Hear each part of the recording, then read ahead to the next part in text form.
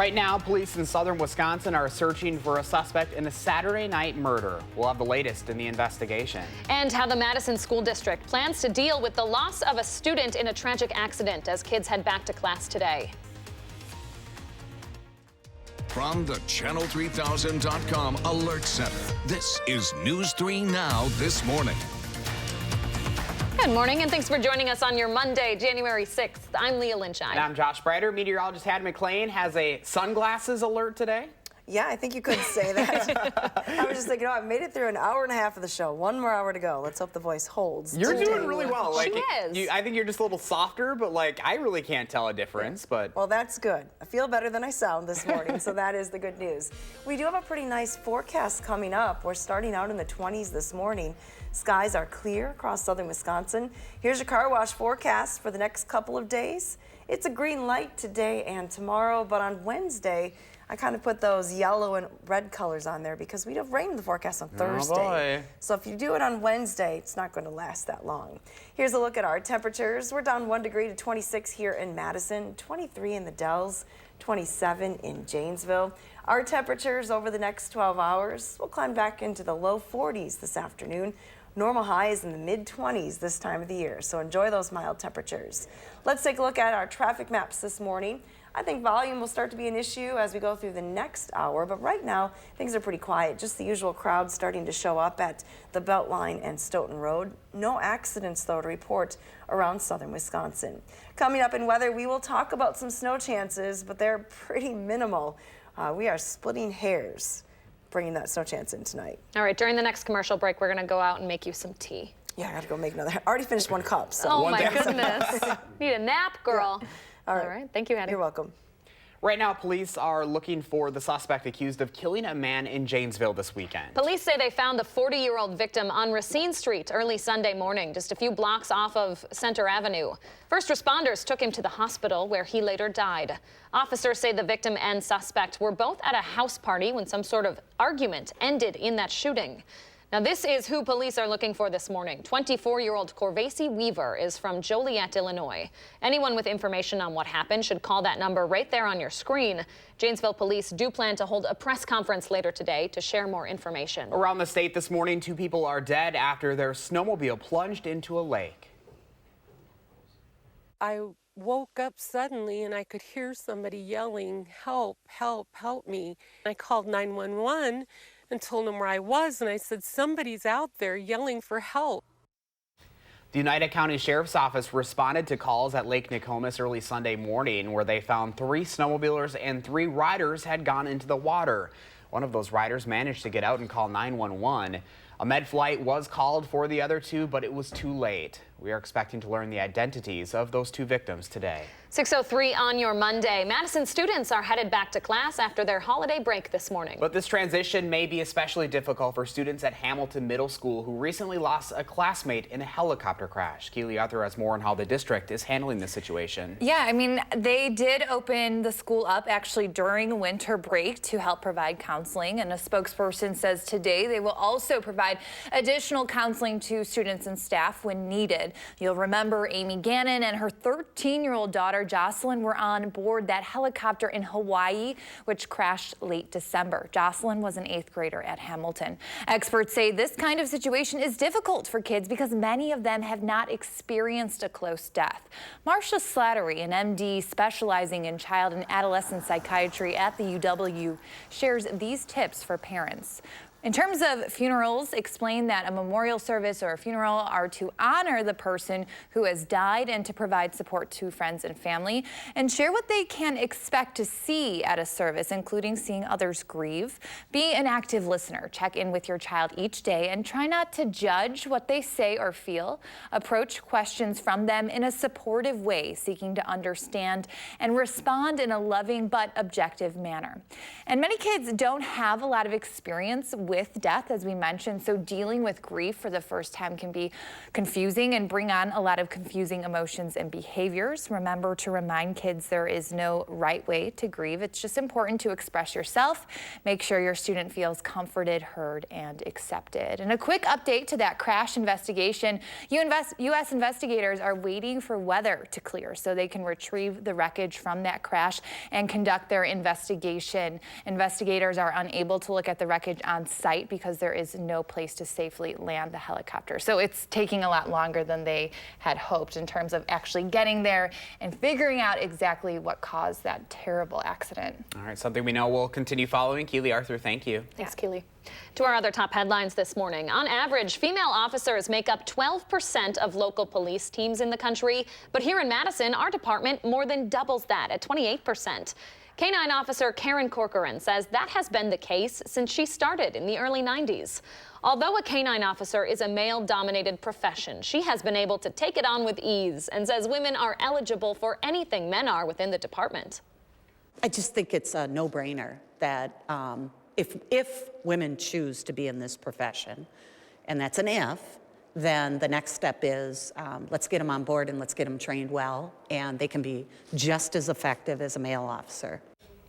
Corcoran says male officers don't treat her team any differently either, including her canine Slim. The Madison Police Department is incorporating a new tool some hope can shape the future of policing and beyond. The most recent class of recruits is the second to receive formal mindfulness meditation training during academy. Officer Matt Kenny, in his new role as a meditation teacher, is sharing with us how helpful the practice can be to cope with the stress of the job. Kenny, you'll remember, is the officer who shot and killed 19-year-old Tony Robinson in 2015, setting off protests, though his actions were deemed illegal use of police force. Kenny says meditation can help future police officers down-regulate between calls and improve performance. We should be performing this job to the best of our ability. I mean, the citizens expect it, and we owe it to them, and we owe it to ourselves. Tonight only on News 3 Now at 10, Madeline O'Neill shares just how powerful meditation can be, not only for police, but those in the community hurt by policing. Looking ahead, you have less than a week to apply to become a Wisconsin State Trooper. The State Patrol's 66th recruit class is looking to add 50 people. In the past, you needed 60 college credits or an associate's degree to apply. But this year, a new rule says you now have 5 years to complete those requirements. The deadline to apply is this Sunday. The United Methodist Church could soon split into two different denominations after years of disagreements over same-sex marriage and LGBTQ clergy. The split would be historic for the third largest denomination in the country. It would create two different denominations, one that doesn't support same-sex marriage and having LGBTQ clergy members, and another that does. At First United Methodist Church in Madison, Pastor Tina Lang says the proposal doesn't come as a surprise, and if the split happens, Lang predicts her clergy will remain inclusive for everyone. The vote of that split is expected to happen at the Global Conference in the spring. All right, 6:08, your time now. Still ahead for us this morning, we will have the latest in the ongoing situation in Iran as the U.S. and that country trade threats and other world leaders call for a de-escalation. And Hattie's tracking a chance for some flurries in her extended forecast, but the work week will start out as a sunny and mild one. Her first alert forecast is coming right up on News 3 Now this morning.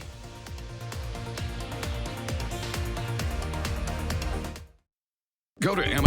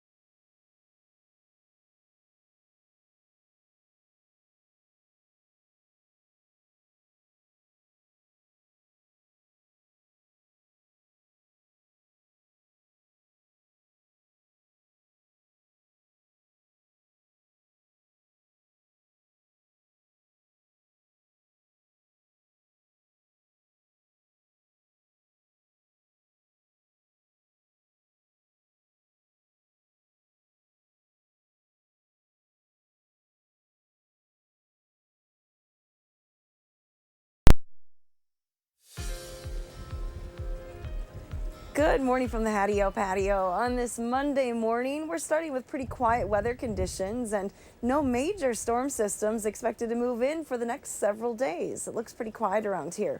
We do have a chance for flurries in the forecast tonight. It's a pretty small chance, but there is that chance that you may see a few snowflakes into early tomorrow morning.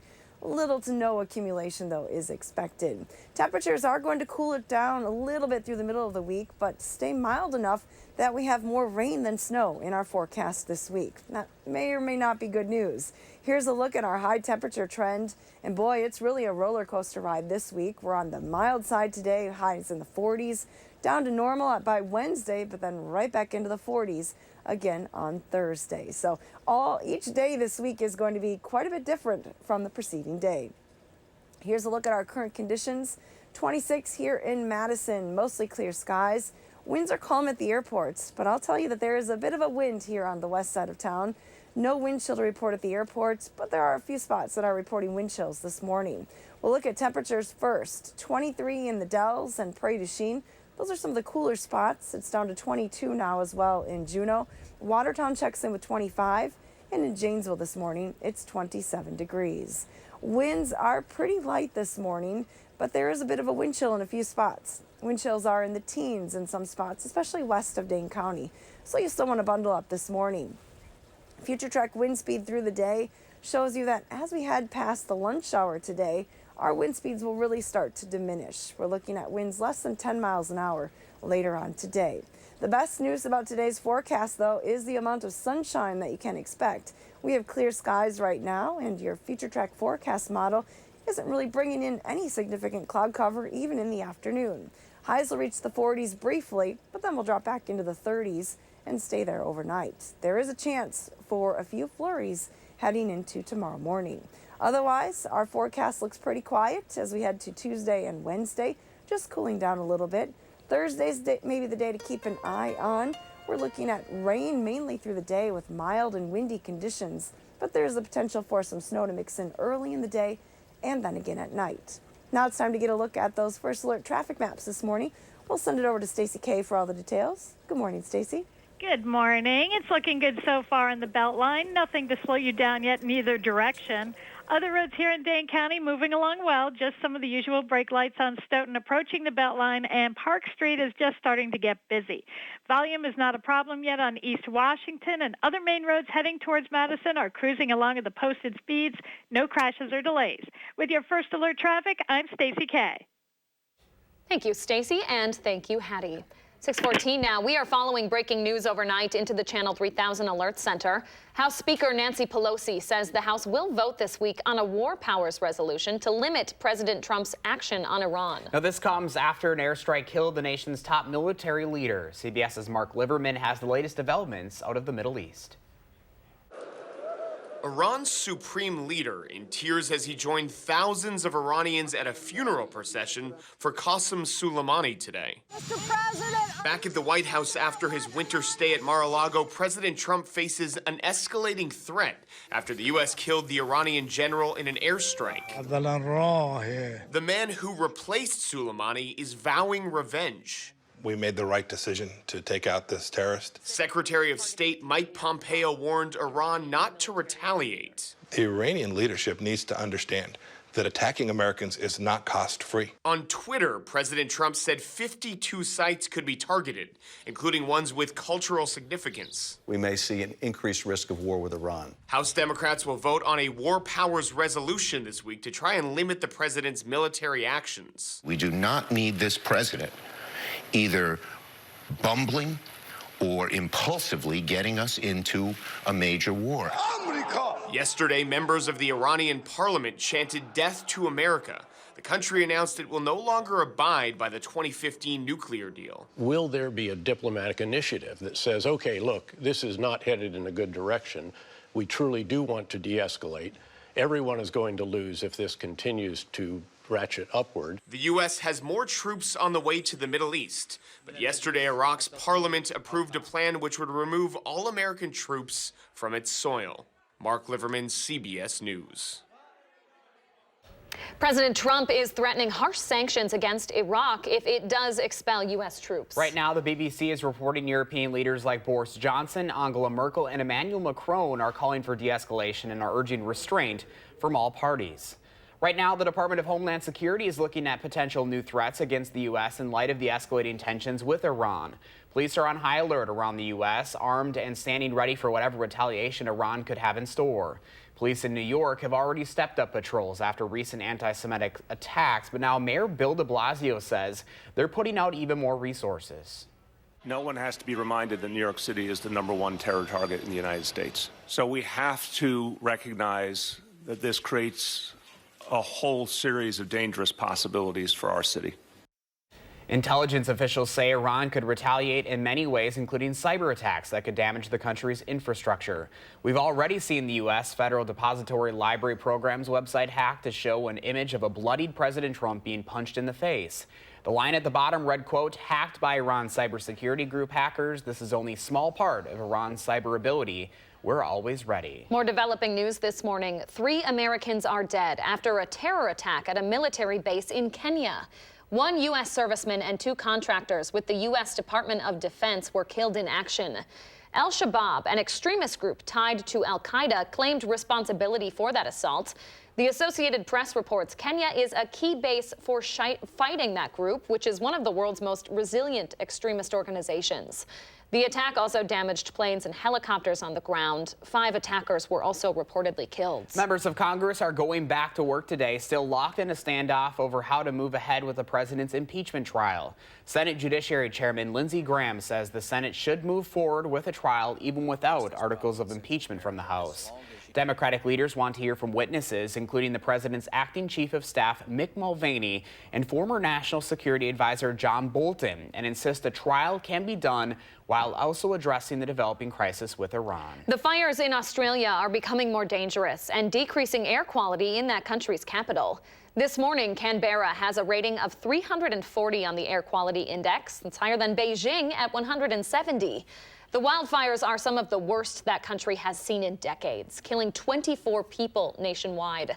Cooler weather in some parts of the continent is giving firefighters some relief, but it didn't do much to help put out the more than 130 fires still burning right now. Nearly 2 years after first accusations surfaced, the criminal trial of Harvey Weinstein starts today. The case centers on the allegation that he raped a woman in a New York hotel room in 2013 and a second woman who accused Weinstein of forcibly performing oral sex on her at his Manhattan apartment in 2006.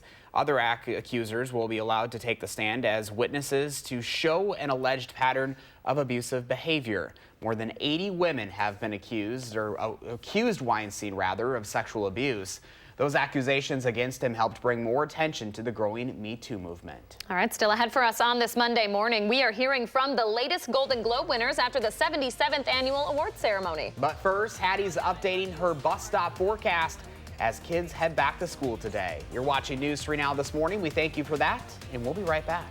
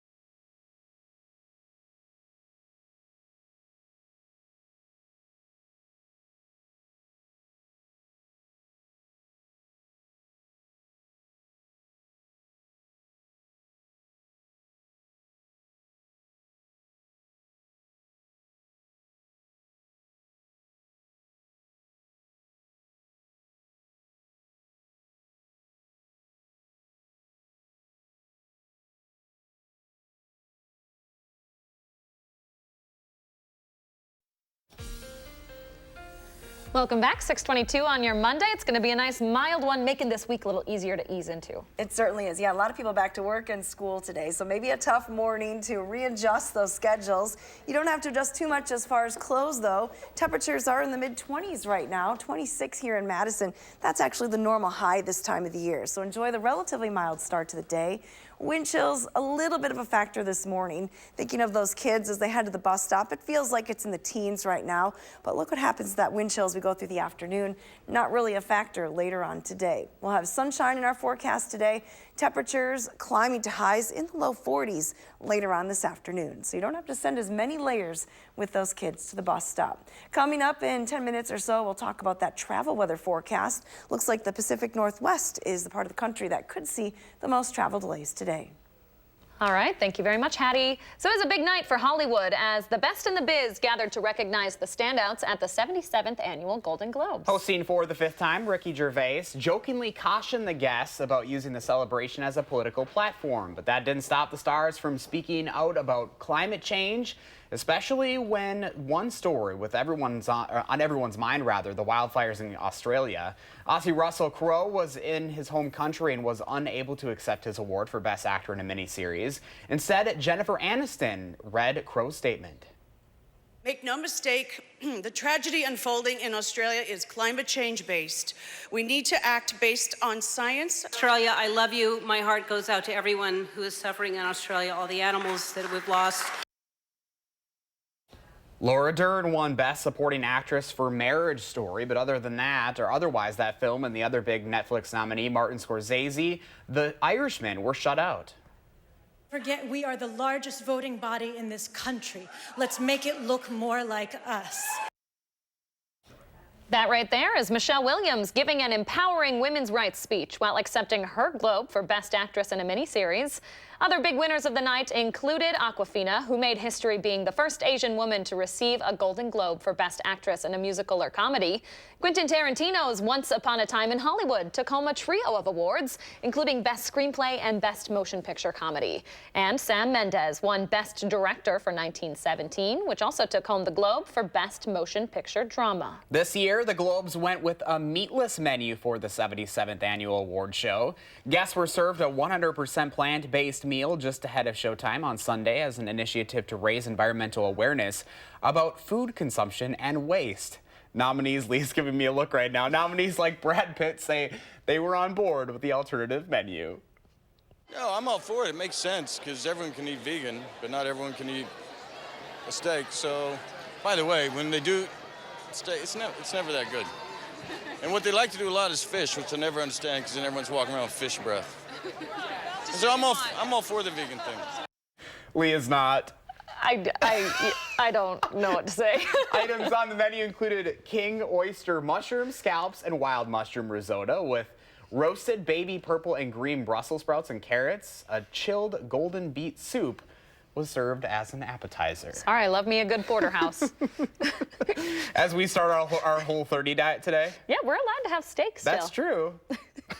That's all I'll say. All right, speaking of entertainment, Trolls Live is coming to the Overture next week, and we're giving away a free family 4-pack.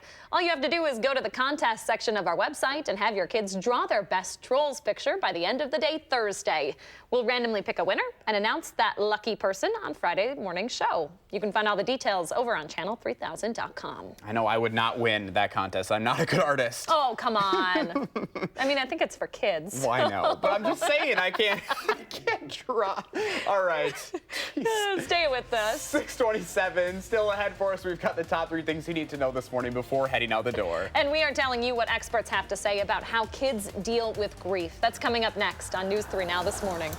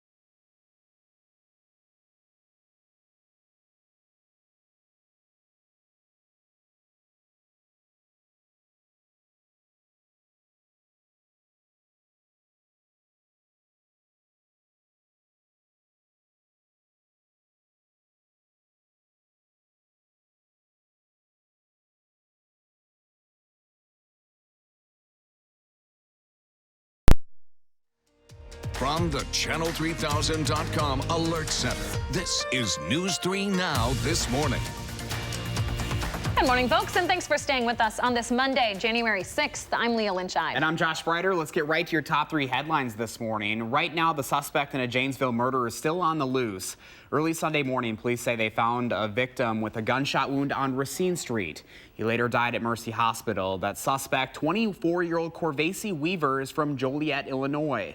Janesville police plan to hold a press conference today to share more information. The second story we're following this morning, the Iranian general who replaced Qasem Soleimani is vowing for revenge after a U.S. airstrike killed Soleimani last week. President Trump is doubling down on his threat to attack Iranian cultural sites if Iran retaliates. So far, Iran has announced it will no longer be bound by the 2015 nuclear deal. As those tensions continue to grow between the U.S. and Iran, Congress returns from their winter holiday and will resume talks about the president's impeachment trial. Republican Senator Lindsey Graham wants the Senate to change the rules to allow the trial to start without the articles of impeachment.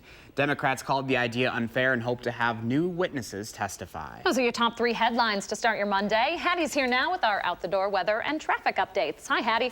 Good morning, Lee and Josh. Was it just getting up this morning? Skies are clear. Take a live look from the WISC-TV sky camera shot.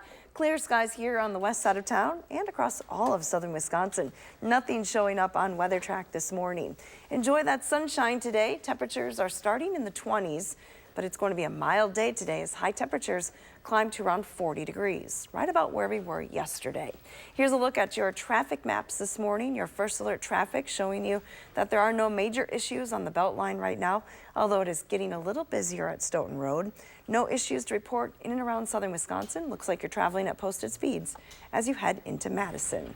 Coming up in weather, we will talk about 3 things that you need to know going forward. More rain than snow in the forecast this week. Hattie, thank you. Developing this morning, we're learning that the National Transportation Safety Board is investigating the Pennsylvania Turnpike crash that killed 5 people, injuring dozens of others. It happened early Sunday morning when a 52-passenger bus was driving down a hill, lost control, turning a corner and went up an embankment and flipped onto its side. It caused a chain reaction crash. The NTSB will be gathering evidence for the next week or so. Consumer Reports is out with a new study this morning that shows crash test dummies aren't accurately depicting how hurt women could get in crashes. The dummies are roughly the same size and weight of the average adult male, but there are none representing the average female. Consumer Reports says that has them concerned the safety of women isn't being tracked accurately, and data backs that up. A recent study from the University of Virginia found a seatbelt-wearing woman is 73% more likely to be seriously injured in a crash than a man. It's not enough for us to just take the male dummy and scale it down to the size of a female. There are important physiological differences between men and women that makes our bodies react differently during a car crash. That's why it's important for us to account for these biomechanical and material differences in our dummy design. Automakers disagree that change would help. The Auto Alliance told Consumer Reports they don't believe a female dummy would be useful because the average woman is now closer to the average man in height and weight.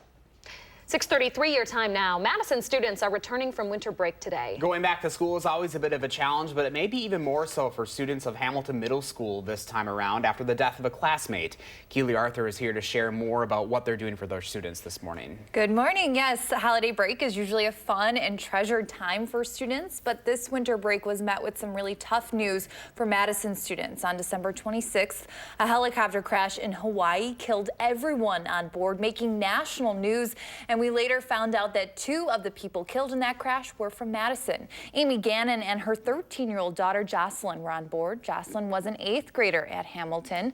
That's part of the Madison Metropolitan School District. Now, experts say this kind of situation is difficult for kids because many of them have not experienced close death. Marcia Slattery, an MD specializing in child adolescent psychiatry at the UW, shares these tips. Be an active listener. Check in with your child each day and try not to judge what they say or feel. Approach questions from them in a supportive way, seeking to understand and respond in a loving and objective manner. Maintain a home and school routine like normal, which will provide feelings of familiarity and security amidst a trying time. And be sure to make sure your child stays consistent on those important everyday things like sleep, nutrition, and exercise. And finally, provide opportunities for children and families to be together. Dr. Slattery says a lot of kids turn to social media for communication, but in-person communication can provide benefits that social media cannot. And a quick update to that crash investigation. Investigators are waiting for weather to clear for the weather to clear so they can retrieve the wreckage from the crash site, and then they're going to take all that wreckage and bring it to an undisclosed warehouse where they're going to be able to figure out exactly what caused that crash. And just really quick before I let you guys go, the district is holding on-site counseling for students and staff because they might need it today too. They did offer something last week during winter break as well. All right, Keely Arthur following up on this story. Keely, thank you. Thanks, Keely. All right, coming up in the morning sprint, we will tell you why one of the largest churches in the country could soon be split. And as the Packers head to the playoffs, the BBB is issuing a warning about your tickets. You'll want to stay tuned to that coming up on News 3 Now this morning.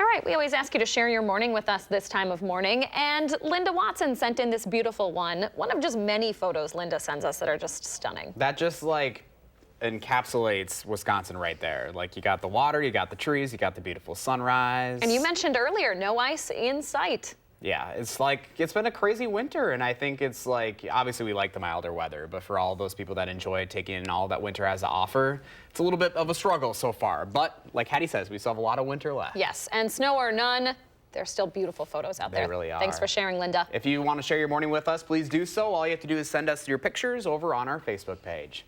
Well, it is official this morning. The Packers will play the Seahawks in Green Bay this weekend for their first playoff game. And if you're planning on making the trip to Lambeau, you're going to want to make sure your tickets aren't fake. The Better Business Bureau is warning fans about scammers taking advantage by selling counterfeit tickets. When you're buying tickets, make sure you go to the official Packers website. If you choose to buy a ticket outside the event itself, remember, there are usually no refunds or guarantees, so always read the fine print. You should also be cautious about ticket offers at extreme discount prices because they're probably too good to be true. Shortening the year 2020 to just 20 may be a time saver, but it could be a costly mistake.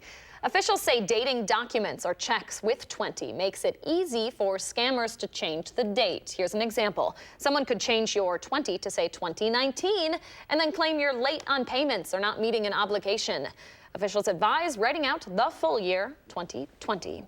So if you have a question about a scam like that, a suspicious business, or any consumer question or complaint, our Call for Action volunteers are here every Monday, Wednesday, and Friday from 11 until 1 to answer your questions. You can reach them at that number right there on your screen at 608-270-2833. All right, 6:41 right now, and still ahead for us on News 3 Now this morning. Hattie's tracking a chance for snow in her first alert forecast as we take a live look outside. A beautiful start to this work week as kids head back to school today. But first, if you have a little kid turning 3 soon, please let us know so we can show their picture on TV. Thanks for watching News 3 Now this morning.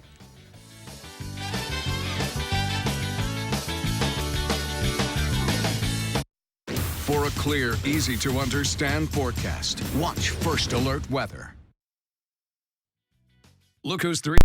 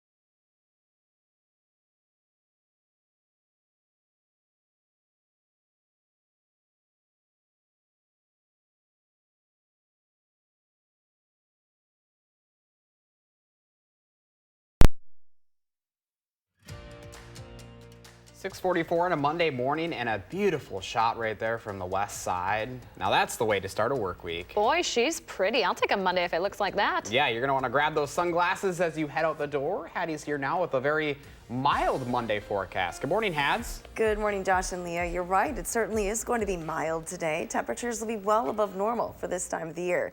Take a live look behind me. There's the Capitol as well. Just as nice of a shot this morning from the Edgewater Sky Camera. Here's a look at our temperature outlook going forward as we head towards the middle of January. Really a tale of almost two weather patterns across the country. Mild conditions expected in the east, cooler than normal conditions expected for the west. And that will also mean some precipitation there as well. But in between, that's where we are right here in Madison. So no major indications one way or the other as far as our temperatures are concerned, but we definitely have kind of a roller coaster ride coming up. No advisories in this part of the country right now, but we're focusing on the Pacific Northwest, where a large storm will impact the area today, has prompted some winter weather advisories and storm warnings. Already some snow occurring in the high elevation areas, rain along the shore, and that precipitation will continue through the day as moisture streams in from the Pacific. Elsewhere across the country, things are relatively quiet. And if you are traveling today, you're looking at pretty good conditions almost everywhere that you may go. 63 in Atlanta with sunshine, Dallas 67, Phoenix topping close to 70 degrees, but really across much of the United States, no precipitation in that forecast. Again, if there will be delays today, they'll be in the northwest where the snow will slow things down, especially into later on today. Those delays still possible heading into Montana. But a closer look at home, though, here's a look at our current temperatures. We're at 26 here in Madison, 23 in Minneapolis, just 12 in International Falls. But looking at this map, we're not seeing any negative numbers on the map, so no Arctic air intruding into the country just yet. Our forecast is going to stay fairly mild through the day today. Your future track forecast model showing you clear skies as we go through the morning. Towards the lunch hour, still plenty of sunshine. 36 by lunchtime here in Madison, but we'll top in the 40s later on. Now, some clouds will move in later on tonight, probably after the sun sets. Mostly cloudy skies through this evening. Then overnight, there is a chance for a few flurries, mainly across southern Wisconsin, just for the early morning hours on Tuesday. Things already clearing out by 9 o'clock on Tuesday. Little to no accumulation from that snow event tonight. So our forecast then, pretty quiet conditions Tuesday and Wednesday, although it will cool down. The next major chance for precipitation comes on Thursday, and most of that will be in the form of rain. Here's a look at Bernie. I have barely a voice left. You're almost done, Addie. Almost made it to 7. Bernie, you can barely say it. I like his bandana, though. Poor Bernie. Nice day for a walk, though. It certainly is. And a nice day for a nap for Hattie. It's a tea. The tea is coming. Thank you, Hattie. Doing great. The Morning Sprint is up next. Stay with us. Ari.